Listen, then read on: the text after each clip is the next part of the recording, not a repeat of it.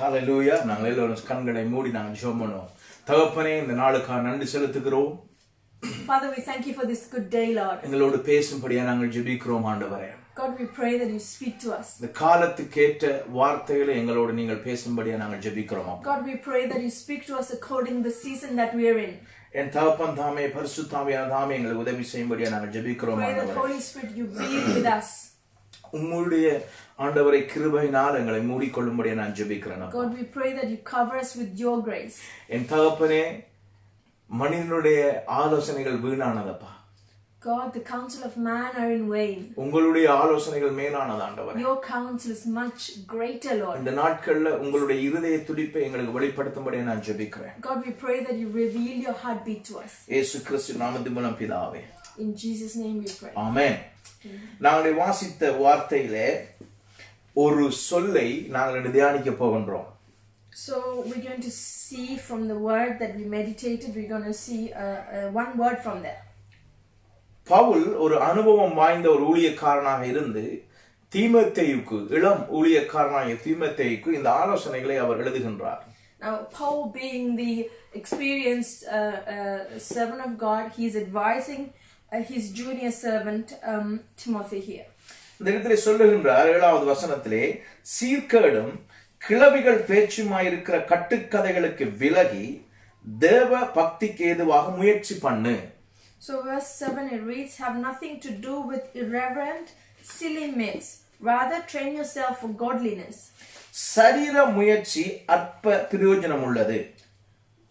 For while body training is of some value, தேவ பக்தியானது இந்த ஜீவனுக்கும் இதற்கு பின்வரும் ஜீவனுக்கும் வாக்குத்தத்தம் உள்ளதாகையால் எல்லாவற்றிலும் பிரயோஜனம் உள்ளது. godliness is of value in every way, as it holds promise for the present life and also for the life to come. இன்றைய நாள் தேவ பக்தி என்கின்ற ஒரு விஷயத்தை நாங்கள் தியானிக்க போகின்றோம். So we're going to meditate on the subject godliness or edification. இந்த வாரத்திலே நான் வேதத்தை வாசிக்கிற பொழுது ஆண்டவர் இந்த வார்த்தையை தியானிக்கும்படியாக என்னுடைய இருதயத்திலே ஏவினார். So when I was meditating on these words, God spoke to me to preach on this subject. தேவ பக்தி என்றால் என்ன? What is godliness? அதற்கு நாங்கள் எப்படி முயற்சி செய்யலாம்? And how can we try for that? அதனுடைய பலன் என்ன என்பதை நாங்கள் தியானிக்க போகின்றோம். We're going to see what the reward of it. மறுபடியும் சொல்லுகின்றேன். I will say this again. தேவ பக்தி என்று சொன்னால் என்ன? What is godliness? அதற்கு எப்படி நாங்கள் முயற்சி செய்யலாம்? And how can we train ourselves for it? அதனுடைய பலன் என்ன? And what is the reward இந்த for it? வார்த்தையை தயவுசெய்து கவனமாய் கேளுங்க. So please listen to these words அருமையான carefully. தேவஜனமே, இப்படிப்பட்ட ஒரு குழப்பமான ஒரு சூழ்நிலையிலே எங்களுக்கு தேவனுடைய வார்த்தை தான் எங்களை சரியாய் வழிநடத்த வல்லது. Dear children of God, in this confusing situation, only the word of God can lead us in the right way. தீமோத்தேயுக்கு Pavul தீமோத்தேயுக்கு சொல்லுகின்றார், தேவ பக்திக்கு ஏதுவாக முயற்சி பண்ணு. So Paul says to Timothy, train yourself for godliness. அருமையான தேவஜனமே, தேவ பக்தி என்று சொன்னால் என்னவென்றால், Dear children of God, what is godliness? ஒருவருடைய இருதயத்துக்குள்ளே, உள்ளத்துக்குள்ளே தேவனுக்கு கொடுக்கின்ற அந்த கனம், அந்த ஒரு வணக்கம் தான் அந்த தேவ பக்தியா இருக்கின்றது. So when we say godliness, it means the reverence that we give in our hearts to God. நேச்சுரலாக, இயற்கையாகவே எங்கள் உள்ளத்துக்குள்ளே தானாகவே தேவன் மேலே ஏற்படுகின்ற ஒரு பயபக்தி அல்லது ஒரு வணக்கம், ஒரு கனம் தான் தேவ பக்தியாக இருக்கின்றது. So it happens naturally, it comes naturally in our hearts, the reverence, the honor, the respect that we have for God. தேவ பக்தி என்று சொல்லுகிற பொழுது அது ஆண்டவரை நோக்கி ஒரு மனிதனை அது இழுத்து செல்ல வேண்டும். So when we say godliness, it has to pull a man towards God. தேவ பக்தி என்று சொன்னால் ஒரு மனிதன் ஆண்டவரோடு நெருங்கி சேருகின்ற அந்த உணர்வு தான் தேவ பக்தியாக இருக்கின்றது. When we say godliness, it's the relationship that brings us close to God. எங்களுடைய உள்ளத்துக்குள்ளே வெளிப்படையான காரியம் அல்ல, எங்கள் இருதயத்துக்குள்ளே, எங்களுடைய உள்ளத்துக்குள்ளே ஆண்டவரை குறித்து ஆண்டவர் மேலே ஏற்படுகின்ற ஒரு அன்பும் ஒரு கனமும் தான் அந்த தேவ பக்தியாக இருக்கின்றது. So when we have the love and the honor for God, that's what godliness is. தேவன் எங்களை கொன்று விடுவார், எங்களை சபித்து விடுவார் என்று சொல்லி வருகின்ற ஒரு பயத்தை இது குறிப்பிடவில்லை. Now this doesn't reflect, or this doesn't point to us saying this is the fear that we have in our hearts, thinking that God might kill us. தேவ பக்தி என்று சொல்லுகிற பொழுது ஒரு மனிதனுக்குள்ளே உள்ளான இருதயத்துக்குள்ளே ஆண்டவர் மேலே ஏற்படுகிற ஒரு அன்பும் ஒரு கனமும் தான் தேவ பக்தி. So when we say godliness, that means it's the love a man has for God and the respect and the honor for God. ஆகவே இந்த தேவ பக்திக்கு இதுதான் தேவ பக்தி என்று சொன்னார். So this is what godliness means. ஆண்டவரை நோக்கி நாங்கள் முற்று முழுவதுமாக நாங்கள் ஈர்க்கப்படுவது, அவரை நோக்கி நாங்கள் எங்களுடைய அன்பை செலுத்துவது தான் தேவ பக்தி. So godliness is when we get pulled or attracted towards God, and that we the love that we have for God. இதிலே இருக்கிற ஒரு பிரச்சனை என்னவென்று சொன்னால், I'll tell you what the problem is here. தேவ பக்தி என்று நினைத்து அநேகம் சரீர காரியங்களை நாங்கள் இன்று யோசித்துக் கொண்டிருக்கின்றோம். So we think of this godliness as the outward bodily things that we do. இதிலே சொல்லப்படுகிற வேதம் சீர்கேடும் கிளவிகள் பேச்சுமாயிருக்கிற கட்டுக்கதைகளுக்கு விலகி தேவ பக்திக்கு ஏதுவாக முயற்சி பண்ணு. Now it says have nothing to do with irreverent silly myths, rather train yourself for godliness. ஆகவே இன்றைய நாளிலே சீர்கேடான பல விஷயங்கள் இருக்கின்றது, அது தேவ பக்திக்குரிய காரியம் அல்ல. Now there are so many irreverent things out there which is not relating to the godliness. கிளவிகள் பேச்சு என்று சொன்னால் பல கட்டுக்கதைகள் இன்று இருக்கின்றது, அது தேவ பக்திக்குரிய காரியம் அல்ல. And there are so many silly myths, the tales, the stories out there which is not godliness. அதாவது அதை கொஞ்சம் நாங்கள் விரிவாய் சொல்லுவோம் என்று சொன்னால், ஒரு மனிதனை ஆண்டவரோடு கிட்ட சேர்க்காத, ஆண்டவரோடு இருக்கிற உறவிலே நம்மளை நெருங்கி சேர்க்காத பல விஷயங்கள் இந்த உலகத்தில் இருக்கின்றது. Right, if we were to elaborate on this, there are so many things out there which doesn't bring us close to God. அதாவது பக்தியாக தெரிகின்ற விஷயங்கள் தான் சரீர பிரகாரமாக வெளிப்படையாக ஒரு ரிலீஜியஸாக சமய அடிப்படையிலே சில காரியங்கள் இருக்கின்றன, அது ஆண்டவரோடு ஒரு மனிதனை கிட்ட சேர்க்காது. There are so many outward things that we do on outward physical ways which will not bring us close to God. இன்று பல ஆண்டவருடைய பிள்ளைகள் கிறிஸ்தவர்கள் தேவ பக்திக்கு ஏதுவான காரியம் என்று நினைத்து பல சரீர முயற்சிகளை இன்று செய்து கொண்டிருக்கின்றார்கள். Now many Christians and many people think those things that which we do on the outward and in our bodies physically as godliness, and they're trying to do them. இன்று பல சபைகள் அல்லது பல கிறிஸ்தவர்கள் சில காரியங்களை தங்களுடைய வாழ்க்கையிலே அவர்கள் வைத்திருக்கின்றார்கள். அவர்கள் நினைத்துக் கொண்டிருப்பது என்னவென்று சொன்னால் இது தேவ பக்திக்குரிய காரியம் என்று. Now many Christians, many people out there, they have some habits in the outwards thinking that it is godliness, but it's not really. ஒரு உதாரணத்துக்கு சில விதமான காரியங்களை நாங்கள் பார்ப்போம். Now we can see certain examples about இன்று பல பேர் சொல்லுவார்கள், பெண்கள் தலையிலே முக்காடு போட்டுக் கொண்டுதான் இருக்க வேண்டும், இது வேதம் சொல்லுகிறது என்று சொல்லி அதை குறித்து வாதாடுவார்கள், ஆர்கியூமென்ட் பண்ணுவார்கள். Now some people say that women need to cover their head, and they argue on this point. ஒரு குறிப்பிட்ட சந்தர்ப்பத்திலே ஒரு குறிப்பிட்ட காலகட்டத்திலே குறிப்பிட்ட விசுவாசிகளுக்கு சொல்லப்பட்ட ஒரு விஷயம் தான் அந்த முக்காடு போடுகிற காரியம். Now covering the head is spoken, or it was said to certain people at a certain season.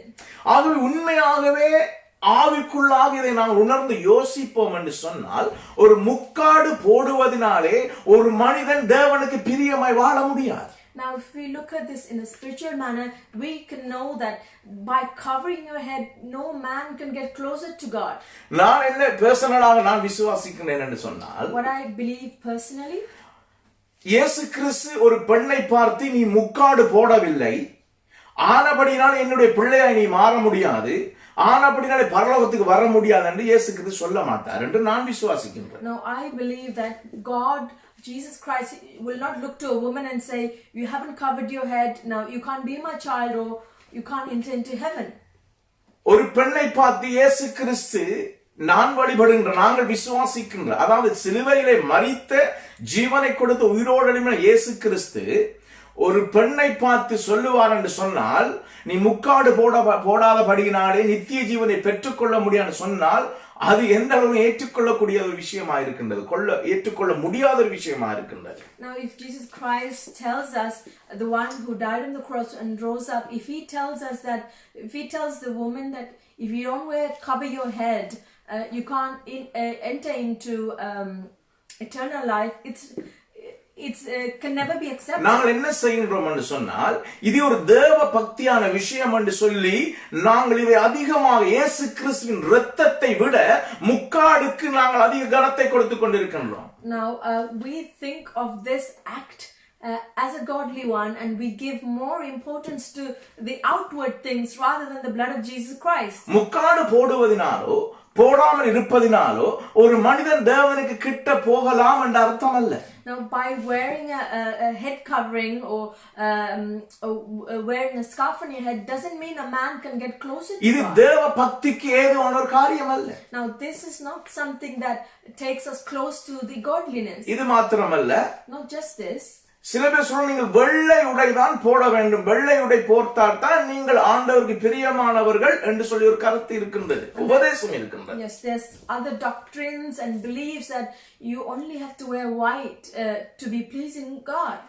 ஆகவே இது உண்மையாவே தேவ பக்திக்கு ஏதுவான ஒரு காரியம். இது ஜஸ்ட் ஒரு சரீர முயற்சி. இதையெல்லாம் நல்லது, கொஞ்சம் பிரயோஜனம் உள்ளது, ஆனால் இது தேவ பக்திக்கு ஏதுவாங்களே நடத்தாது. Now by wearing these white garments or white outward things, it's not godliness. It will not bring us close to God. சில பேர் சொல்லுவார்கள், நீங்கள் சனிக்கிழமைகளிலே மாத்திரம்தான் நீங்கள் ஆராதனை செய்ய வேண்டும், மற்றபடி நாள் ஆராதனை செய்தால் ஆண்டவருக்கு பிரியமில்லை என்று சொல்லுவார்கள். அது ஒரு சரீர முயற்சியா இருக்கின்றது, இது தேவ பக்திக்குரிய காரியம் அல்ல. Now some people say we should only worship on Saturdays, and all these things it's not godliness, but it's our bodily works which is of little use. நாங்கள் சனிக்கிழமை ஆராதிக்காமல் ஞாயிற்றுக்கிழமை அல்லது வெள்ளிக்கிழமை அல்லது வேறு ஒரு நாளிலே ஆராதிக்கிற போது ஆண்டவர் சொல்ல மாட்டார், நோ நோ நோ, நீ சனிக்கிழமை ஆராதிக்கவில்லை, உன்னுடைய ஆராதனை ஏற்றுக்கொள்ள மாட்டேன் என்று ஆண்டவர் சொல்ல மாட்டார். Now if we worship on other days, for example on a Friday or a Sunday or any other days of the week, God will not say, I will not accept your worship because it's not on that particular day. நாங்கள் என்ன யோசிக்கின்றோம் என்று சொன்னால், சனிக்கிழமை நாங்கள் ஆராதனை செய்வதனாலே ஏதோ தேவனுக்கு இன்னும் கூட அதிகமாக கிட்ட போகின்றோம் என்ற ஒரு மித், ஒரு கட்டுக்கதையோடு நாங்கள் வாழ்ந்து கொண்டிருக்கின்றோம். Now when we worship on that special sacred day, we have this myth which we think that it's godliness and we're getting close to God. இது சரீர அற்ப முயற்சி, இது அற்ப பிரயோஜனம் உள்ளது. Now this is our bodily training, or it's of little use. இதுக்கும் தேவ பக்திக்கும் சம்பந்தம் இல்லை. But this has no connection with the godliness. இதைத்தான் பவுல் சொல்லுகின்றார், தீமோத்தேயு இப்படிப்பட்ட கதைகளை விட்டு விலகு. Now this is what Paul says to Timothy, saying leave these things. Refuse பண்ணும்படி சொல்லுகின்றார். இதெல்லாம் ரிஜெக்ட் பண்ணும்படி ஆண்டவர் அந்த பவுல் சொல்லுகின்றார். Now Paul is saying to Timothy, leave them, reject them, and move away from these. இன்னொரு விஷயம் ஒன்று இருக்கின்றது. There is also another thing. இயேசு கிறிஸ்து சீசர்களோடு பரிசேயர்களோடு இருக்கிற பொழுது சில காரியங்களை சொல்லிக் கொடுத்தார். Now when Jesus was with the disciple and Pharisees, he taught something. சீசர்களை பார்த்து பல பேர் கம்ப்ளைண்ட் பண்ணினார்கள், இவர்கள் கை கழுவாமல் சாப்பிடுகிறார்கள் என்று சொல்லி கம்ப்ளைண்ட் பண்ணினார்கள். And people complained to Jesus, saying the disciples weren't washing their hands. கை கழுவாமல் சாப்பிடுவதினாலோ கை கழுவி சாப்பிடுவதினாலோ நாங்கள் ஆண்டவரோட கிட்ட சேர முடியாது. By washing our hands or not washing our hands before eating, we can't get closer to God. எங்களுடைய இருதயத்தை சுத்தமாய் வைத்திருப்பதினாலே தான் நாங்கள் ஆண்டவரோட கிட்ட சேர முடியும். இதுதான் தேவ பக்தி. Now godliness is when we keep our heart pure, we can get close to God. Anyway, எப்படி பார்த்தாலும் கை கழுவுவது நல்ல ஒரு காரியம் தான். Now if in however way, washing our hands is a good thing. அதான் சொல்லப்படுகிறது, சரீர முயற்சி அற்ப பிரயோஜனம் உள்ளது, கொஞ்சம் அது நன்மையானதா தான் இருக்கின்றது, ஆனால் தேவ பக்திக்கு அது எங்களை நடத்தாது. This is why it says body training is of some value. It has no connection, or it doesn't lead us in the godliness. இயேசு கிறிஸ்துவின் நாட்களில் வாழ்ந்த பரிசேயர்கள் என்ன செய்தார்கள் என்று சொன்னால், அவர்கள் தசமபாகம் கொடுத்தார்களாம். சீரகத்திலும் அவர்கள் கொத்தமல்லியிலும் தசமபாகம் கொடுத்தார்கள். ஆனால் நீதியையும் இரக்கத்தையும் விட்டு விட்டார்கள். Now, in people who lived in the days of Jesus, they were giving tithes in fennel seeds and coriander seeds, but they left the righteousness and mercy. தசமபாகம் கொடுப்பது, ஆண்டவருக்கு காணிக்கைகள் கொடுப்பது நல்ல விஷயம். It's good to tithe and offer to God. ஆண்டவர் நேசிப்பதினாலே ஒரு நேசிக்கிற மனிதன் அதை செய்ய வேண்டும். Now, if one loves God, through the love of God, we will offer to God. இந்த இடத்துல தசமம் கொடுக்க வேண்டாம் என்று ஆண்டவர் சொல்லவில்லை. Now, here God doesn't say that we shouldn't tithe. ஆண்டவர் சொல்லுகின்றார், பரிசேயருக்கு நீங்கள் நீதியை இரக்கத்தையும் விட்டு விட்டீர்கள். But he is telling this to the Pharisees, saying you have left the righteousness and mercy. அவர்கள் யோசித்தார்கள், நாங்கள் தசமம் கொடுத்தால் சரி, நாங்கள் எப்படியும் வாழலாம் என்று சொல்லி யோசித்தார்கள். Now they thought if they give the tithe, they can live the way they want. தசமம் கொடுப்பதை விட, காணிக்கை கொடுப்பதை விட இரக்கம் செய்வது, நீதி, தேவனுடைய வார்த்தையின்படி வாழுவதும் தான் தேவ பக்தியாய் இருக்கின்றது. Now, rather than tithing by living the way that God wants us, by righteousness and mercy, this is what will bring us close to God. That's godliness. இதுதான் சரீர முயற்சி, அற்ப பிரயோஜனம் உள்ளது. Now, this is the little bodily training that we do, which is of some use only. நாங்கள் வாழுகிற விதமாய், எங்களுக்கு இஷ்டமான விதமாய் நாங்கள் வாழ்ந்துவிட்டு தசமம் காணிக்கை கொடுத்து ஆண்டவருடைய சமூகத்திலே நாங்கள் போய் நிற்க முடியாது. Now, we can't live the way that we want to and give tithes and offering, and we can't stand in the presence of God. மறுபடியும் தேவஜனமே நான் சொல்லுகின்றேன், தசமம் காணிக்கை கொடுப்பது நல்லது. தேவன் நமக்கு போதித்திருக்கின்றார், அதை நாங்கள் செய்ய வேண்டும். Now, I will say this again, offering and tithes are good, and we have to do it out of love. தசமம் காணிக்கைகளை கொடுத்து விட்டு எங்கள் இஷ்டப்படி வாழ்ந்தால் நாங்கள் தேவ பக்தியை வாழுகின்றோம் அர்த்தம் அல்ல. Now, if we give the tithes and offering and live the way that we want to other times, it is not godliness. இன்னொரு விஷயத்தை ஆண்டவர் சுட்டி காட்டுகின்றார், இயேசு கிறிஸ்து.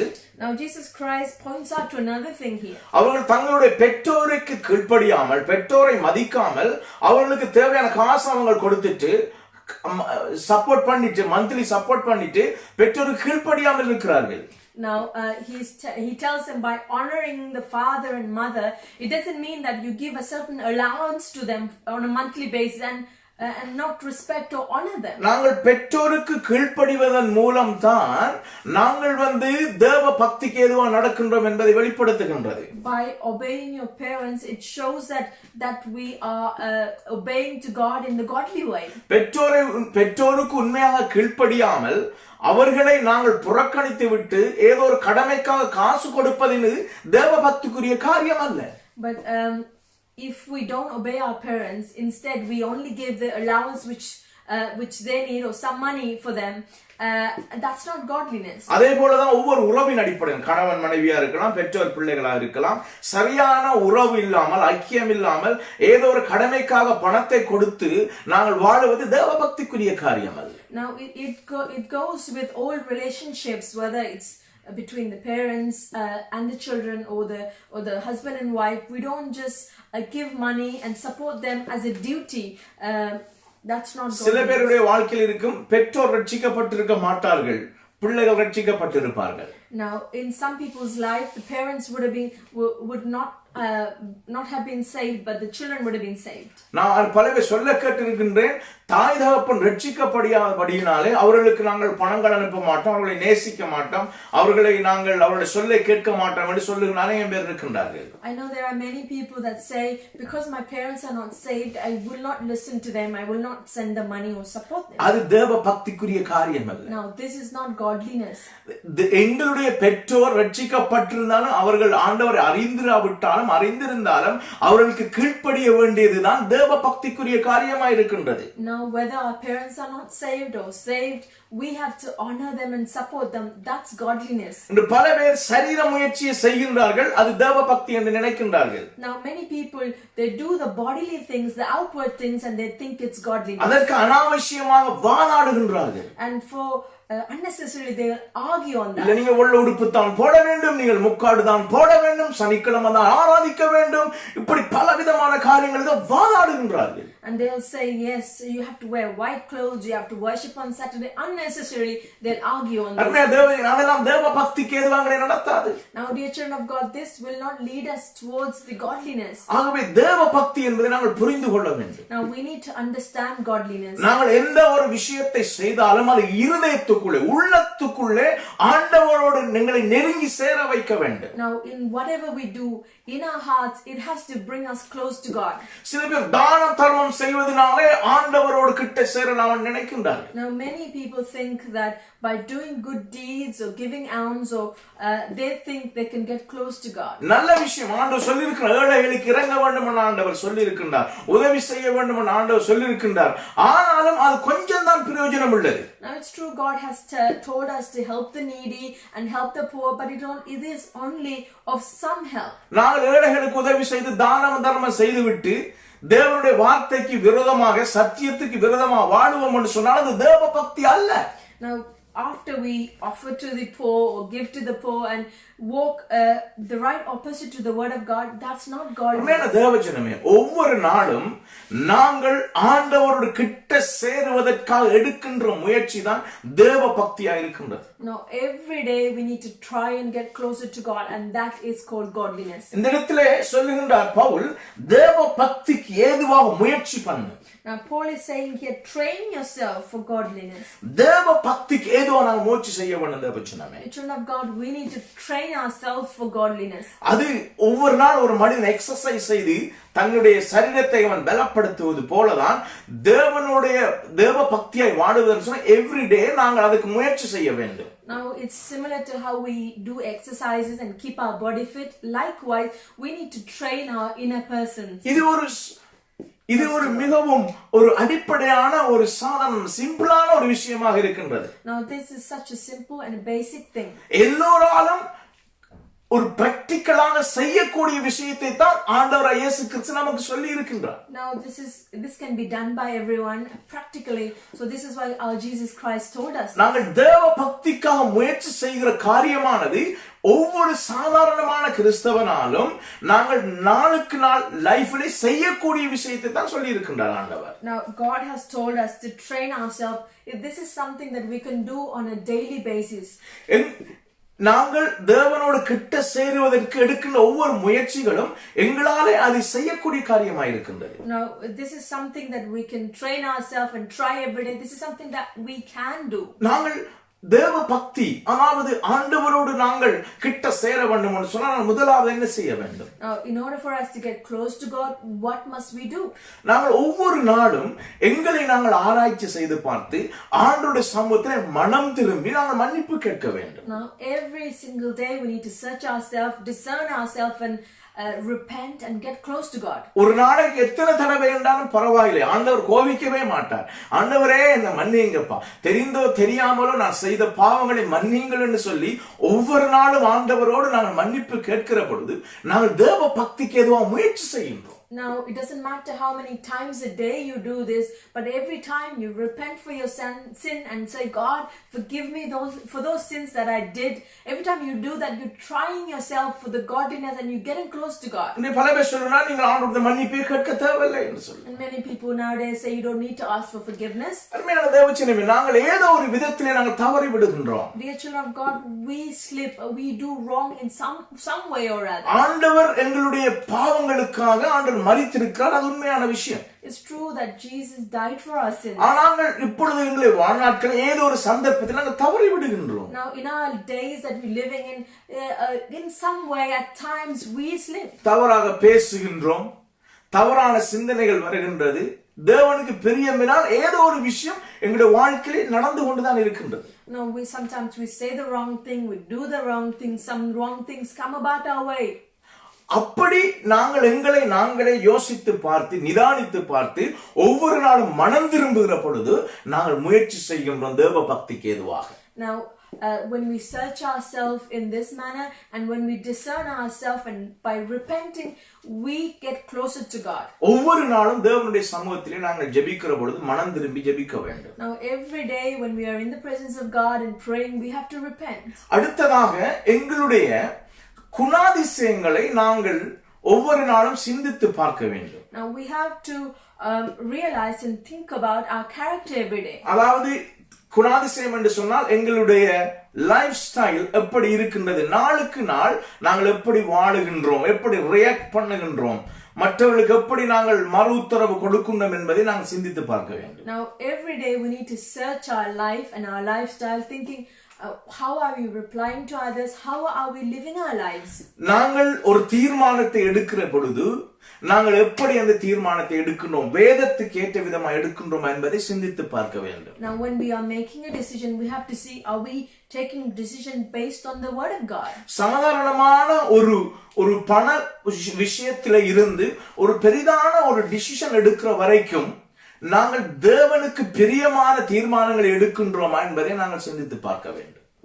We have to think from decisions that we make about money to all other decisions. Are we doing it according to the word of God? ஆகவே நாங்கள் இப்படி எங்களை சிந்தித்து பார்த்து செய்கிற பொழுது நாங்கள் என்ன செய்கின்றோம், தேவ பக்திக்கு ஏதுவாக முயற்சி செய்கின்றோம். Now when we search ourselves and think about these things and try and discern ourselves, we are trying towards godliness. அதாவது எங்களுடைய ஒவ்வொரு வார்த்தையிலும் எங்களுடைய நடக்கையிலும் எங்களுடைய அந்த வசனத்தை நான் வாசிக்க விரும்புகின்றேன்.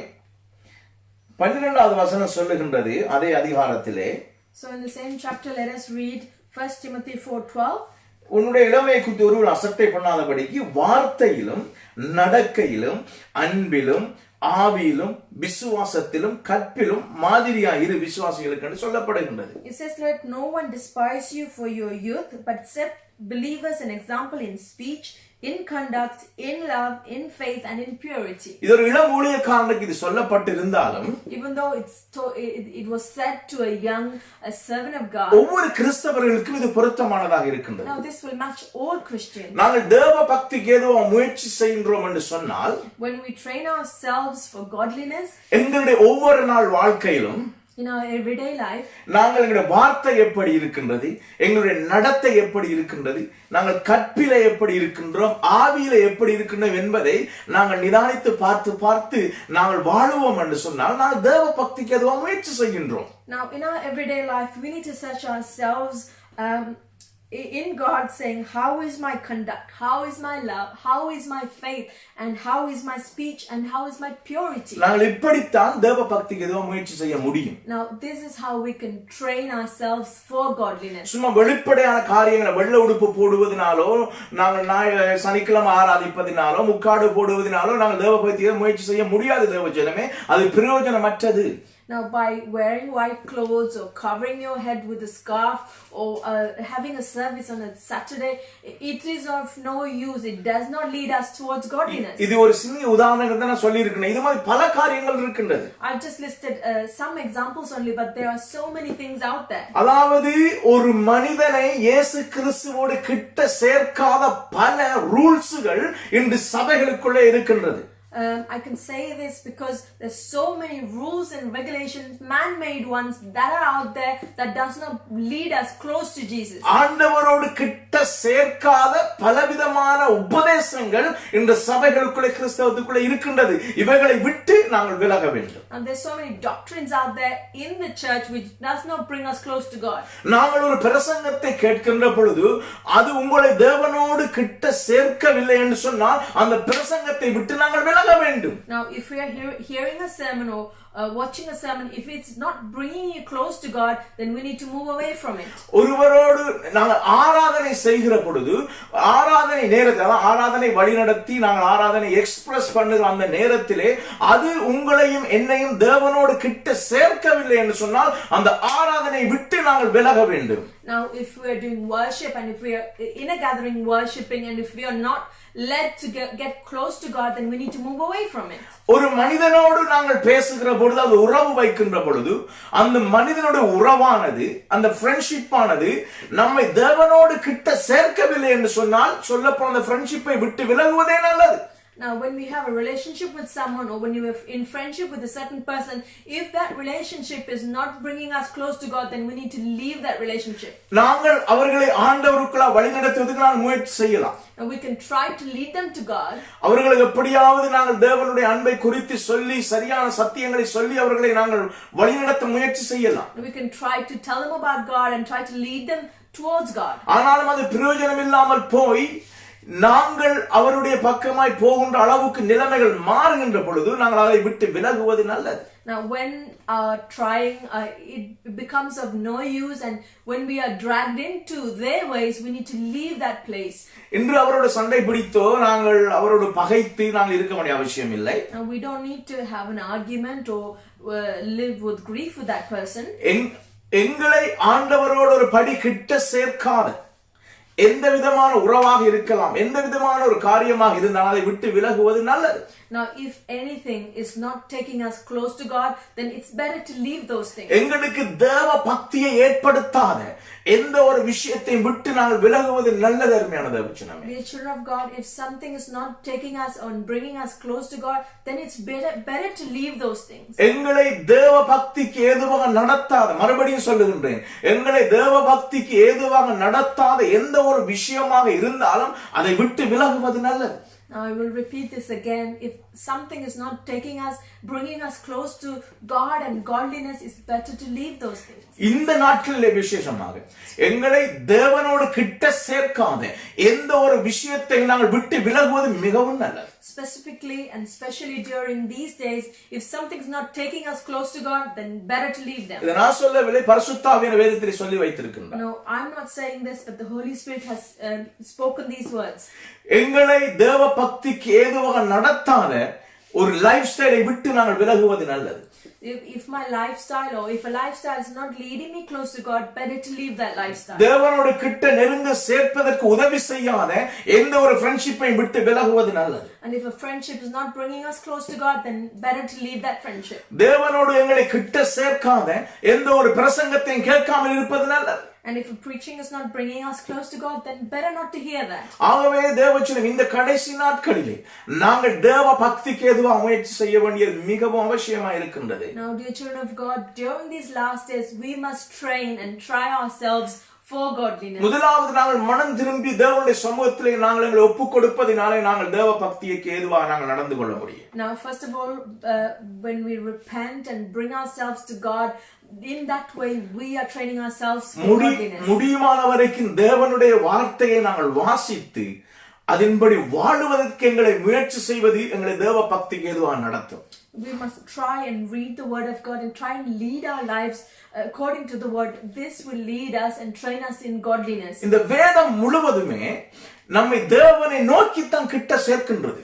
Now the whole Bible, it leads us towards God. ஆதியாகமம் தொடங்கி வெளிப்படுத்தல் வரைக்கும் நாங்கள் வாசிக்கின்ற பொழுது அது தேவனை நோக்கித்தான் நடத்துகின்றது. Now when we read from Genesis to Revelation, the whole Bible leads us towards God. முடியுமான வரைக்கும் இதை வாசித்து இதன்படி வாழ கொஞ்சம் கொஞ்சமாய், இது ஒரு நாள் இப்படி நடந்த ஒரு மேஜிக்கா நடக்கிற விஷயம் இல்ல தேவஜனமே. Now it's better if we read the word of God and try little by little to live our lives according to that. It doesn't happen just overnight like that. இந்த தேவ பக்தி என்பது ஒரு நாள்ல நாங்கள் இப்படி பக்தி அடைந்து முக்தி அடைகிற விஷயம் அல்ல.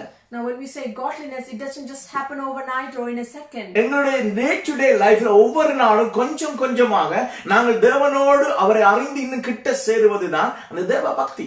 Now when we say godliness, we have to try this every day, little by little, to get closer to God. இது ஒவ்வொரு நாளும் நாங்கள் பில்ட் அப் பண்ணுகிற ஒரு விஷயமாக இருக்கின்றது. This is something that we build up every single day.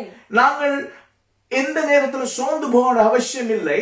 நாங்கள் ஒவ்வொரு நாளும் இதற்கு முயற்சி செய்யலாம். Now no need for us to be discouraged, but we have to build this up every day. தேவனுக்கு பிரியப்படுத்தாத ஒரு காரியம் நான் வாழ்க்கையில் இருந்தால் ஆண்டவர்கிட்ட சொல்லி அதை முயற்சி செய்ய, ஆண்டவரே இதை விட்டுவிட எனக்கு உதவி செய்யுங்க என்று சொல்லுகிற பொழுதே நாங்கள் ஆண்டவருடைய தேவ பக்திக்கு ஏதோ முயற்சி செய்கின்றோம். Now if there's something that's not pleasing to God in my life, we must ask, Lord God, help me to leave this thing and build up on it. மனம் திரும்ப வேண்டும், வேதத்தை வாசிக்க வேண்டும். We need to repent and read the word of God. அதன்படி வாழ ஒப்பு கொடுக்க வேண்டும். And we must give ourselves to live according to the word. முடியுமான வரைக்கும் ஆண்டவருடைய சமூகத்தில் நாங்கள் ஜெபம் பண்ணலாம். And we must pray in the presence of God. ஆண்டவரே உங்களுடைய சித்தத்தின்படி வாழ எனக்கு உதவி செய்யுங்கள் என்று சொல்லி நாங்கள் ஜெபம் பண்ண முடியும். We must pray and say, God, help me to live my life according to your will.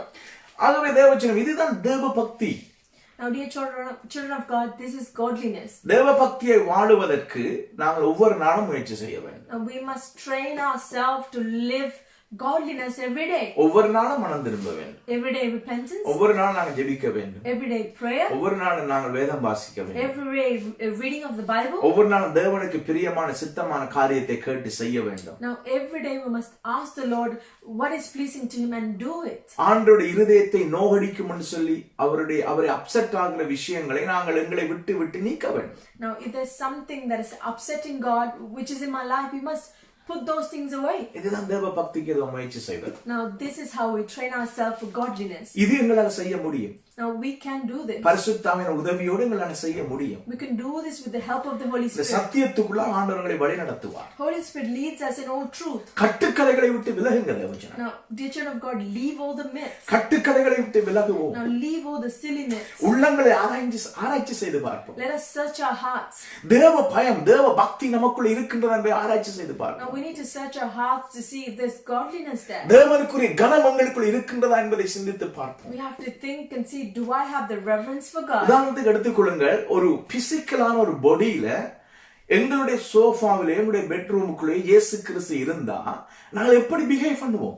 Now take for example, if Jesus is actually there in the physical form in our sofa or in our bedroom, how will we behave? அல்லது எங்களுடைய work place எங்களுடைய வேலை ஸ்தலங்களில இயேசு கிறிஸ்து இப்படி முன்னுக்கு பிசிக்கலா எங்களுக்கு முன்னுக்கு இருந்தா நாங்கள் எப்படி பிஹேவ் பண்ணுவோம்? Now take for example, in our workplaces, if Jesus is standing there in front of our eyes, how will we behave? நாங்க தனிப்பட்ட முறையில ஜெபிக்கிறோம் என்று வைத்துக்கொள்வோம். Also take for example, if you're doing our இயேசு கிறிஸ்துவோட நாங்க ஜெபிக்கின்றோம். Now we're praying to Jesus Christ. இயேசு கிறிஸ்து முன்னுக்கு இருக்கிற பொழுது அவற்றை ஒரு தேவையை சொல்லுகின்றோம், ஒரு விண்ணப்பத்தை செய்யணும்னா நாங்க எப்படி அந்த ஜெபத்தை செய்வோம், பிஹேவ் பண்ணுவோம்?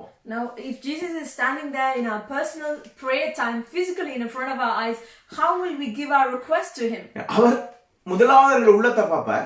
First of all, he sees our heart. அடுத்து எங்களுடைய வார்த்தையை அவர் பார்ப்பார். Then he sees our speech. அது எப்படி நாங்க உண்மையாகவே ஜெபிக்கின்றோமா இல்லையானா அவருக்கு புரிந்து கொள்ள முடியும். Now through he can see that if we're truly praying or not. எங்களுடைய வேலை ஸ்தலங்களில இயேசு கிறிஸ்து பிசிக்கலா அந்த இடங்களுக்குள்ள ஆபீஸ்களுக்குள்ள இருக்கிறாருன்னு சொன்னா நாங்க எப்படி பிஹேவ் பண்ணுவோம்? Now if Jesus Christ is in our workplaces, physically moving around in the workplace, how will we behave? நான் ஒரு டெலிபோனோடு கதைக்கிற பொழுது எங்க பக்கத்துல இருந்து இயேசு கிறிஸ்து அதை கேட்டுக்கொண்டிருந்தா நாங்க எப்படி டெலிபோன்ல நாங்க கதைப்போம்? Now if we're having a conversation on the phone with another person, if Jesus is sitting there listening to us, how will we speak? இது பிராக்டிகலா நீங்க இத சிந்தித்து பாருங்க. Just think about this practically. இப்படி தான் தேவ பக்திக்கு ஏதோ முயற்சி செய்வது ஒவ்வொரு நாளும். Like this is how we train ourselves for godliness every day. நாங்க ஒரு கம்ப்யூட்டர்ல அல்லது டெலிபோன்ல நாங்க ஒரு காரியத்தை இன்டர்நெட்ல பார்க்கறோம்னு சொன்னா இயேசு கிறிஸ்து எனக்கு பக்கத்துல இருந்தா நாங்க என்னத்தை பார்ப்போம், எதை பார்க்க மாட்டோம். இதை பிராக்டிகலா யோசித்து பாருங்க. Think for example, if I'm having my phone or on the PC, on my computer, I'm watching something. Just imagine if Jesus is sitting there next to me, what will he think? ஒவ்வொரு முறையும் இதை நாங்கள் யோசித்து நாங்கள் செய்கிற பொழுது, now if we think like this every day and do these things, நாங்கள் தேவ பக்திக்கு ஏதோ முயற்சி பண்ணுவோம். now we are training ourselves for godliness. இது பெரிய ஒரு மண்டையை போட்டு உடைக்கிற விஷயம் அல்ல. No need to break our heads for this. இதுக்கெல்லாம் ஹீப்ரூல பைபிளை வாசிக்கணும், கிரீக்ல பைபிளை வாசிக்கணும் அவசியம் இல்லை. We don't need to read the Bible in Hebrew or Greek for this. பெரிய கமெண்ட்ரி எல்லாம் எடுத்து ஆராய்ச்சி செய்ய வேண்டிய அவசியம் இல்லை. No need to search the commentaries for this also. இயேசு கிறிஸ்து எனக்கு முன்னுக்கு இருந்தா நான் எப்படி பிஹேவ் பண்ணுவேன், தட்ஸ் இட், அவ்வளவுதான். அதுதான் தேவ பக்திக்கு ஏதோ முயற்சி செய்வது. எங்களுக்கு பிசிக்கலாக முன்னுக்கு ஆண்டவர் இருந்தா என்ன கனத்தை கொடுப்போமோ அதை நாங்கள் கொடுப்பதுதான் தேவ பக்திக்கு ஏதோ முயற்சி செய்வது. Now we have to think ourselves every day, if Jesus is there in front of me, how will we be, how will I speak, behave? This is how we train ourselves for godliness. தேவ பக்திக்கு ஏதுவா முயற்சி செய்வோம். Now dear children of God, let us train ourselves for godliness. நான் நினைக்கிறேன் இது உங்களுக்கு விளங்கி இருக்கும்னு சொல்லி. I believe that you understood this. முதலாம் தேவ பக்தி என்று சொன்னால் என்ன? Now what is godliness first? உங்க உள்ளத்தின் ஆழத்தில் இருந்து ஆண்டவருக்கு கொடுக்கிற அன்பும் கனமும் தான் அந்த தேவ பக்தி. The godliness is the love and the reverence that we give from our hearts to உள்ளத்துக்குள்ளாலே ஆண்டவரோடு கெட்டி சேருவதுதான் தேவ பக்தி. Now from our inner being we getting close to God, that's godliness. வெளிப்படையா செய்யற சரீர முயற்சிகள் தேவ பக்தி அல்ல. Now the outward bodily acts, this is not godliness. அதை எப்படி நாங்கள் முயற்சி செய்யலாம்னு நான் சொன்னேன். I told you how we do these things. மனம் திரும்புவதன் மூலம், ஜெபிப்பதன் மூலம், எங்களுடைய எவ்ரிடே லைஃப் நாங்க கொஞ்சம் ஆராய்ச்சி செய்து பார்ப்பதன் மூலம் நாங்கள் ஆண்டவரோடு நாங்கள் கிட்ட சேர முடியும். Now I told this by repenting every day, by praying every day, by searching myself, my acts, the things I do every day, this will train me towards godliness. இதுதான் தேவ பக்தி. Now this is godliness. இதனுடைய பலன் என்னவென்று சொல்லி வேதங்களை சொல்லி இருக்கின்றது. Bible also tells us what is the reward of this godliness. 8வது வசனத்தை வாசிப்போம் என்று சொன்னார். Let us read verse 8. சரீர முயற்சி அற்ப பிரயோஜனம் உள்ளது. தேவ பக்தியானது இந்த ஜீவனுக்கும் இதற்கு பின்வரும் ஜீவனுக்கும் வாக்குத்தத்தம் உள்ளதாயால் எல்லாவற்றிலும் பிரயோஜனம் உள்ளது. Verse 8 reads, "For while bodily training is of some value, godliness is of value in every way, as it holds promise for the present life and also for the life to come." அன்பான தேவஜனமே, சரீர முயற்சி அற்ப பிரயோஜனம் உள்ளதான், கொஞ்சம் தான் பிரயோஜனம் இருக்கு. Now the bodily training is of little use. கை கழுவணும்னு சொன்னா கொஞ்சம் கிளீனா இருப்பாங்க.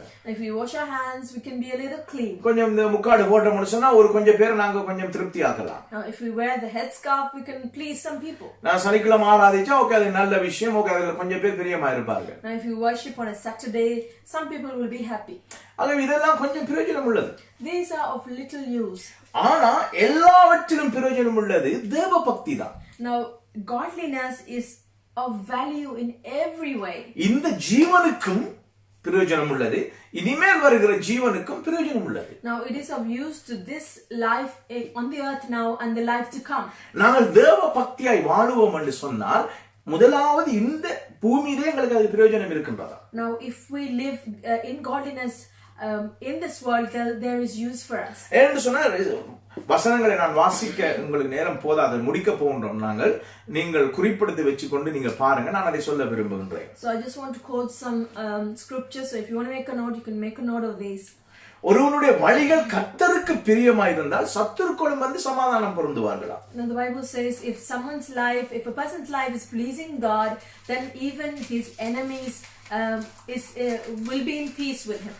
வேதம் சொல்லுகின்றது, கர்த்தருக்கு உன்னுடைய வழியை ஒப்புவி, சங்கீதம் 37:5, அப்பொழுது உன் காரியங்களை வாய்க்க பண்ணுவார். The Bible, Psalms 37:5 says, "Submit your ways to God, and He will make you prosper." சங்கீதம் 37:5, நீதிமொழி 16:7. Psalms 37:5 and Proverbs 16:7. இது ரெண்டையும் வாசித்து பாருங்கள். கர்த்தருக்கு உன் வழியை ஒப்புவி, உன் காரியங்களை வாய்க்க பண்ணுவார். Now it says, "Submit your ways to God, and He'll make you succeed." கர்த்தருக்கு வழியை ஒப்புவித்தல் என்று சொன்னால் தேவ பக்திக்கு ஏதுவாக முயற்சி பண்ணு, அப்பொழுது உங்கள் காரியங்களை ஆண்டவர் வாய்க்க பண்ணுவார். So when we say submit or give your ways to God, that means train yourself for godliness, and God will make you succeed. அது இந்த பூமியில இந்த ஜீவனுக்கு பிரயோஜனம் உள்ளதா இருக்கின்றது. Now this will be useful in this world that we live in. ஒருவனுடைய வழி ஆண்டவருக்கு பிரியமா இருந்தா ஆண்டவர் காரியங்களை வாய்க்க பண்ணுவார். If a person's life is pleasing God, or if a person's ways are pleasing God, He'll make you succeed. அன்பான தேவஜனமே, இது ஒரு பெரிதான ரகசியமாக இருக்கின்றது. Now this is a big secret. ஆண்டவர் ஒருவன் ஆண்டவரோடு அவருடைய வழிகள் ஆண்டவருக்கு பிரியமா இருந்தா ஆண்டவர் எங்களுக்கு நன்மைகளை தருவாராம் என்று வேதம் சொல்லுகின்றது. The Bible says if a person's ways are pleasing God, He will give us good things. கர்த்தரை நம்புகிறவன் செழிப்பான் என்று வேதம் சொல்லுகின்றது. The Bible says those who put their trust in the Lord, they prosper. வாய்க்கால்களோடு நடப்பட்ட மரத்தை போல செழித்திருப்பான் என்று வேதம் சொல்லுகின்றது. The Bible says we'll be flourishing and blossoming like the tree planted by waters. நீதிமான் பனையை போல் செழிப்பான் என்று சொல்லுகின்றது. The Bible says a righteous man will flourish. கர்த்தரை நம்புகிற ஜனங்களை ஆண்டவர் வெட்கப்பட்டு போக விடுவதில்லை என்று வேதம் சொல்லுகின்றது. The Bible says those who put their trust in the Lord, they will never be put to shame. ஆகவே நாங்கள் தேவ பக்திக்கு ஏதுவாக முயற்சி செய்கிற பொழுது இந்த பூமியில் எங்களுக்கு பலன் இருக்கின்றது. Therefore, when we train ourselves for godliness, we have a reward on this earth. அருமையான தேவஜனமே, ஒரு ரகசியம் என்ன தெரியுமா? Do you know what a secret is? பல பேர் தாங்கள் இந்த பூமியிலே ஆசீர்வாதமாய் வாழுவதற்காக சரீர முயற்சிகளை தான் அதிகமாய் நம்புகின்றார்கள். Now many people in this world, they want to live well, they want to live a blessed life, so they they try with their bodies. இப்ப யோசிச்சு பாருங்க, ஒரு விஷயத்தை நான் உங்களுக்கு சொல்ல விரும்புகின்றேன். I will tell you one thing. இன்றைக்கு ஆண்டவர் சொல்லுகிறார், கையின் பிரயாசத்தை ஆசீர்வதிப்பேன் என்று ஆண்டவர் சொல்லி இருக்கின்றார். It's true, God has said He will bless the works of our hands. நாங்கள் கடினமாய் வேலை செய்ய வேண்டும், ஆண்டவர் கடின உழைப்பை விரும்புகின்ற ஆண்டவர். God likes us. He wants us to work hard. ஆக நாங்கள் சோம்பேறியா இருப்பதை ஆண்டவர் விரும்புவதில்லை. And God doesn't want us to be lazy. ஆனால் இந்த பூமியிலே நாங்கள் பிரயோஜனம் எங்களுக்கு ஆசீர்வாத நன்மைகள் கிடைப்பதற்கு நாங்கள் தேவனுக்கு பிரியமான வாழ்க்கை தேவ பக்தியாய் வாழ வேண்டும். For us to have a reward on this earth, to do well in this earth, we have to walk in godliness. சின்ன உதாரணத்தை நான் உங்களுக்கு சொல்லுகிறேன். I'll give you a small example. இன்றைக்கு ஒரு பூட்டப்பட்ட ஒரு ரூம் ஒரு அறை இருக்குன்றதை வைத்துக் கொள்ளுங்கள். Take for example, there is a door which is shut. அந்த அறைக்குள்ளே நிறைய ஆசீர்வாதங்கள் இருக்கின்றது. There are many blessings inside that room. இன்று நாங்கள் தேவனை நம்பாமல் ஆண்டவருக்கு நாங்கள் பிரியமான ஒரு வாழ்க்கை வாழாமல் நாங்கள் வாழுவதை நான் எதற்கு ஒப்பிடுவேன் என்று சொன்னால், so if I was to say that we are living a life that is not pleasing to God, how can I compare this? நான் வாழ்க்கையில செழிப்பா வாழுவதற்கு ஆசீர்வாதமா வாழுவதற்கு நாங்கள் முயற்சி செய்கின்றோம் வைத்துக் கொள்ளுங்கள். Take for example, we want to do well in life and we trying so hard. இந்த பூமியில நாங்க நல்லா வாழோம். We want to live well in this ஆண்டவரே world. எனக்கு நல்ல ஆசீர்வாதம் வேணும், வீடு வேணும், கார் வேணும், சொத்துக்கள் வேணும், பிள்ளைகள் நல்லா இருக்கணும், சுகமா இருக்கணும்னு சொல்லி நாங்க முயற்சி செய்யணும். எந்த தப்பும் இல்லை. நாங்க நல்லா இருக்க வேண்டும், நாங்க முயற்சி செய்யணும்னு வைத்துக் கொள்ளுங்க. Take for example, we want our children to do well, we want to live a wealthy life, healthy life, and our children want to do well, and so we try so hard. இப்படி ஒரு விருப்பத்தோடு நாங்கள் தேவனுக்கு பிரியம் இல்லாமல் எங்களுடைய வழியை கர்த்தருக்கு ஒப்புவிக்காமல், இன்னொரு விதத்தில் சொல்ல போனால் தேவ பக்தியாய் வாழாமல் நாங்கள் சரீர முயற்சி செய்கின்றோம் என்று சொன்னால், so if I was to say this, you have all these desires that you want to live well in this earth, but we don't live according to the word, or our life is not pleasing God. அந்த ஆசீர்வாதங்கள் நன்மைகள் இருக்கின்ற அந்த பூட்டப்பட்ட கதவை நாங்கள் சுத்தியில எடுத்துக்கொண்டு நாங்கள் உடைக்கின்றவர்களாய் இருக்கின்றோம். Now it's like this blessing out in that room and the door is locked and we try to break it open with the hammer. It's like that bodily training. அது உங்களுக்காக தான் இருக்கின்றது. அந்த ஆசீர்வாதம் அந்த ரூமுக்குள்ள உங்களுக்காக தான் இருக்கின்றது. Now the blessings are in that room for you. பெரிய ஒரு லாக் இருக்கு. And there's a big padlock there. அந்த லாக்கை நீங்க உடைக்கிறீங்க. Now you're breaking that lock. உடைச்சி எடுக்க முயற்சி செய்றீங்க. Now you're breaking that and trying to reach out to the blessings. என்னன்னு சொன்னா தேவனுக்கு பிரியம் இல்லாம அத தேவ பக்தி இல்லாம வாழ்ந்து கொண்டு செய்கிறது. Now we can compare this to a lifestyle which is not pleasing to God without the godliness, with bodily trading alone. அந்த ரகசியம் என்ன தெரியுமா? You know what the secret is? நாங்க தேவனுக்கு பிரியமாக வாழுவோம் என்று சொன்னா, எங்களுடைய வழியை கர்த்தருக்கு ஒப்புவித்து வாழுவோம் என்று சொன்னால், if we live according to God's ways, if we submit our ways to God and pleasing God, ஆண்டவர் அந்த பூட்டுக்குரிய திறப்பை தருவார். நீ திறந்து போய் உள்ள இட என்று சொல்லி. Now God will give us the key for that lock so we can open and go and get the blessings. This is called grace. இதுதான் ஆண்டவருடைய கிருபை. Now this is the grace of God. ஆண்டவருக்கு தேவ பக்தியாய் வாழுகிற போது, அவர் எங்களுடைய வழிகளிலே பிரியமாய் அவர் இருக்கிற பொழுது, ஆண்டவர் கிருபையினாலே அந்த திறவுகளை தந்து ஆசீர்வாதங்களை தருவார். And by living a godly lifestyle, the life that is pleasing to God, God will have mercy and grace on us and give us the key to open the door to the blessings. ஆகவே தேவ பக்தியான இந்த ஜீவனுக்கு பலனுள்ளதாய் பிரயோஜனம் உள்ளதாய் இருக்கின்றது. Now godliness is of use for the life that we're living on this earth. தேவ பக்தி இந்த ஜீவனுக்கு பிரயோஜனம் உள்ளது.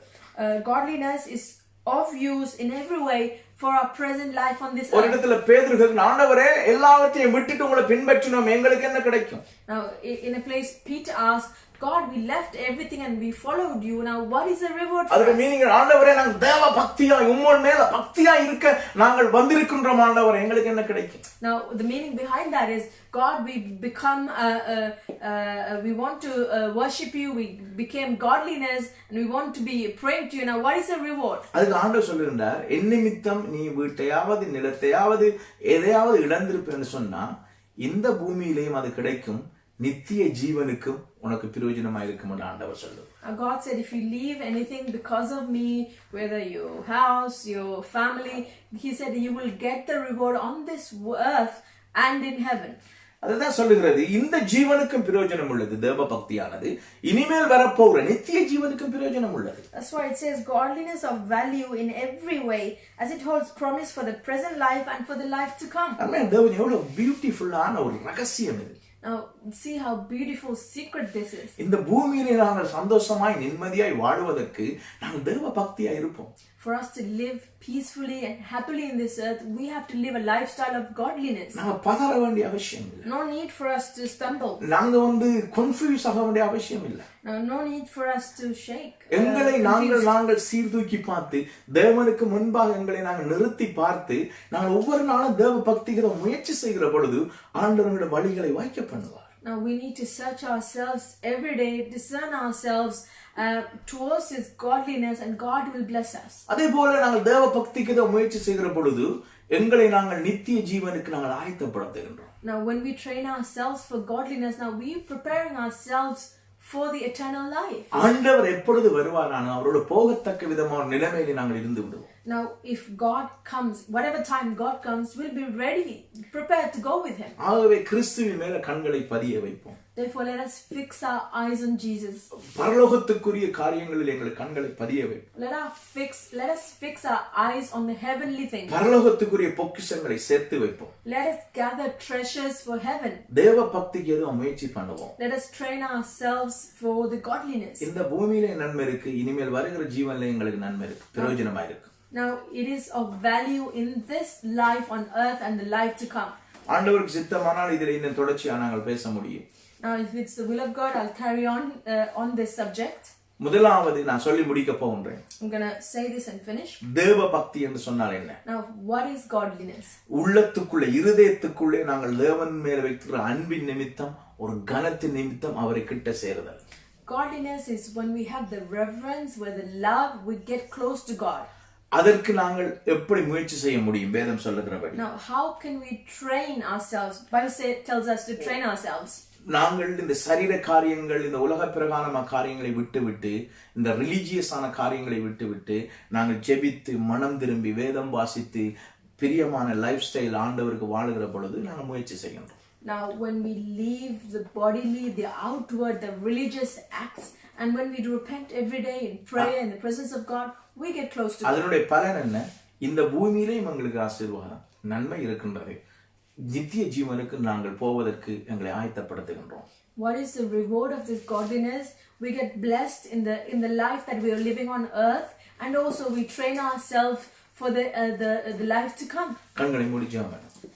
Let us close our eyes. நீங்க ஜெபம் பண்ணுங்க. ஆண்டவரே, தேவ பக்தியாய் வாழ எனக்கு உதவி செய்யுங்க. ஒவ்வொரு நாளும் நான் இந்த முயற்சி எடுக்க எனக்கு பலனை தாங்கன்னு சொல்லி நீங்க ஜெபம் பண்ணுங்க. You can pray for yourself and ask God, God, help me to do this every day and train myself. எல்லாம் சேர்ந்து ஜெபிப்போம். Let us pray together. தகப்பனே, இந்த நாளுக்காக நன்றி. Father, we thank you for this good day. உங்களுடைய வார்த்தைக்காக நன்றி. God, we thank you for your word. எங்களோடு நீங்கள் பேசுகிறபடியா நன்றி. God, we thank you because you speak to us every day. இதை கேட்டுக்கொண்டிருக்கிற ஒவ்வொரு பிள்ளைகளுக்கு நான் ஜெபிக்கிறேன். God, I pray for everyone who are listening. ஒவ்வொரு நாளும் தேவ பக்திக்கு ஏதுவாக முயற்சி செய்ய பிள்ளைகளுக்கு உதவி செய்யுங்க. God, help every single person to train themselves for godliness every day. எல்லா கட்டுக்கதைகளுக்கும் எல்லா விதமான பிள்ளையான உபதேசங்களுக்கும் பிள்ளைகளை விலக்கி காத்துக்கொள்ளுங்க. God, for all the irreverent works and all the myths, keep them away, God. எந்த விதத்திலும் பிரயோஜனமில்லாத சரீர முயற்சிகளுக்கு பிள்ளைகளை விலக்கி காத்துக்கொள்ளுங்க. God, keep them away from all the unnecessary those bodily works which are of little use. உம்மோடு கிட்ட சேர ஒவ்வொரு நாளும் பிள்ளைகளுக்கு உதவி செய்யுங்க. God, help everyone to get closer to you every day. இன்னும் கொஞ்சம் அதிகமாய் வேதம் வாசிக்க உதவி செய்யுங்க. Help us to read your word more, Lord. இன்னும் அதிகமாய் ஜெபம் பண்ண உதவி செய்யுங்க. God, help us to pray every day. இன்னும் அதிகமாய் உமக்கு பிரியமாய் வாழ உதவி செய்யுங்க. God, help us to live a life which is pleasing to you, Lord. அதற்குரிய பலனை பிள்ளைகளுக்கு கொடுக்கும்படி நான் ஜெபிக்கிறேன். God, I pray that you reward them for this, Lord. பார்த்துக்கொண்டு ஒவ்வொரு பிள்ளைகளையும் ஆசீர்வதிங்க. God, bless everyone who are watching எங்களுடைய us. சபை பிள்ளைகளை ஆசீர்வதிங்க. Especially bless our church members, ஒவ்வொரு Lord. குடும்பங்களை ஆசீர்வதிங்க. God, bless every family. சமாதானத்தை கொடுங்க ஆண்டவரே. God, give them peace. நல்ல குடும்பங்கள் ஐக்கியம் உண்டாகட்டும். Let there be a real bond and unity. பண தேவைகள் சந்திக்கப்படட்டும். God, meet their financial needs. வாலிப பிள்ளைகளை ஆசீர்வதிங்க. God, bless the youth, Lord. எதிர்காலங்களை ஆசீர்வதிங்க. Bless their future, God. இந்த சிறு பிள்ளைகளை ஆசீர்வதிங்க. Bless our little children, Father. ஆண்டவரே, எல்லா குழப்பங்களை நீங்கட்டும் ஆண்டவரே. God, let all the confusion leave right now. பிள்ளைகளுடைய வாழ்க்கையிலே பூட்டப்பட்ட கதவுகள் திறக்கப்படுவதாக. Every door which is locked in their lives, let it be open. எல்லா வியாதிகளும் சுகம் உண்டாவதாக. Let every sickness be healed. பிள்ளைகளை சுகப்படுத்துங்க ஆண்டவரே. God, heal your children. ஆண்டவரே, இருதயத்தின் காயங்களை ஆற்றுங்க. God, heal the wounds of the heart. எல்லா சிந்தனைகளை நல்ல சுகத்தை கொடுக்கும்படி நான் Let ஜெபிக்கிறேன். there be healing healing in the minds, God. ஆசீர்வதிங்க ஆண்டவரே. Bless them, Lord. அதேபோல இந்த நாட்களில் கொரோனாவால பாதிக்கப்பட்டிருக்கிற ஒவ்வொரு குடும்பங்களுக்காக நாங்கள் ஜெபிக்கிறோம். God, especially I pray for those families who have been affected by this coronavirus. ஆண்டவரே, அநேகம் ஜனங்கள் மரித்துக் கொண்டிருக்கிறார்கள் அப்பா. God, so many are dying. நீங்கள் இதன் மனம் இறங்கும்படியா நாங்கள் ஜெபிக்கிறோம் God, ஆண்டவரே. I pray that you have mercy, Lord. ஆண்டவரே, ஒவ்வொரு தேசங்கள் மேல மனம் இறங்குங்க God, அப்பா. have mercy on every nation, God. தேசங்களின் பாவங்களை மன்னியுங்க God, ஆண்டவரே. forgive the sins of our nation. தேசங்களுக்கு தேவ பக்தி உண்டாகும்படியா ஜெபிக்கிறேன் அப்பா. God, let there be godliness on every nation. உம்மை நோக்கி திரும்புவார்களாக. Let them turn to you, God. ஆசீர்வதிங்க தகப்பனே. God, bless them, Lord. எல்லாவற்றையும் உம்முடைய கரங்களில் ஒப்புக்கொடுத்து ஜெபிக்கிறோம் ஜீவனுள்ள நல்ல பிதாவே. We give everything unto your hands and we pray. ஆமென். எல்லாரும் சொல்லுவோமா, என் ஆத்துமாவே கர்த்தரை ஸ்தோத்திரி, என் முழு உள்ளமே பரிசுத்த நாமத்தை ஸ்தோத்திரி. என் ஆத்துமாவே கர்த்தரை ஸ்தோத்திரி, அவர் செய்த சகல உபகாரங்களை ஒருபோதும் மறவாதே. ஆமென். பிதாவாகிய தேவனுடைய அன்பும் இயேசு கிறிஸ்துவின் கிருபையும் பரிசுத்தனோட ஐக்கியம் நம்ம அனைவரோடும் கூட இருப்பதாக. ஆமென். God bless you. சந்தோஷமா இருங்க. நாங்கள் மறுபடியும் ஆண்டவர் சித்தம்னு சொன்னால் ஆன்லைன்ல நாங்கள் சந்திப்போம். God bless you. Thank you for watching, and if God's willing, we will see you again online. அதுக்கிடையில் நாங்கள் ஆன்லைனில் வரலன்னு சொன்னால் நாங்கள் அடுத்த ஞாயிற்றுக்கிழமை எங்களுடைய ஆராதனை 10:30 மணிக்கும் தேவ செய்தியானது 10:15க்கும் 11:15க்கும் நடைபெறும். நீங்கள் எங்களோடு இணைந்திருங்கள். ஆண்டவர் நாமே உங்களை ஆசீர்வதிப்பாரா. We'll see you next week on Sunday, 10:30 a.m. UK time for worship and 11:15 a.m. For the word. God bless you. தேவ பக்திக்கு எதுவா முயற்சி செய்யுங்க. Now train yourself for godliness. Hallelujah. Amen. Hallelujah. God bless you.